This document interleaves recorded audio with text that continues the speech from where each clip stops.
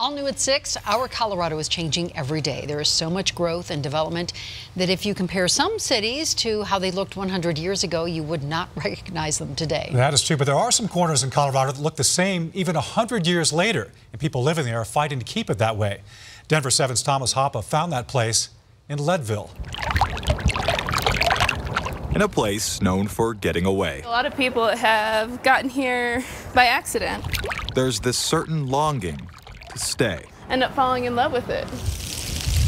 Leadville, it's kind of one of those unseen towns that you don't really appreciate until you've actually passed through somehow. It's a nice place to go when you want to get away from basically your boss. An antique town nestled in the mountains.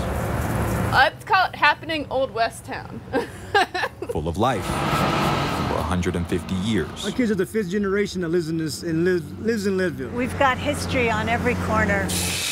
I'm just a real fan of the history in general, and it's definitely a point of pride for everyone who lives here. And history is what gives this town life. I call it the beating heart of Leadville. When you're out there starting a fire, it's a good view to look at. It's been there for a while.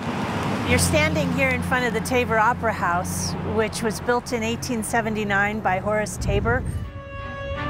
But to understand the Tabor Opera House's significance, you have to know who Horace Tabor was. He was highly controversial. First of all, he left his wife Augusta for baby doe. That outraged a lot of folks. He had strong opinions about politics, as many folks do today. And he built big. I mean, he built this building in 100 days. A man possibly not well liked in Colorado. I think around here, we kind of like our Horace Tabor because he built the beautiful Opera House. But the Opera House, nearly 140 years of living in Leadville, owned through different families trying to keep it alive, was threatened by neglect. It's held up kind of by memory and willpower right now. We've got holes coming through the chimney and the sky up there. We've done an estimate of it, $8.5 to $10 million to rehabilitate this building and make sure it's sturdy for another 100 years. And through the power of love for history, we just raised $316,000 and started last month our architecture and engineering project. they have a chance to bring it back to life.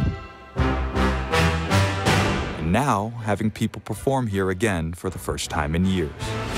It ain't over till the fat lady sings, and we got $10 million to raise. This town, grateful for the kind-hearted. People need to see it. You know, that's how you keep something alive. In a place not willing to part with. The Tabors is like one of the souls in Leadville.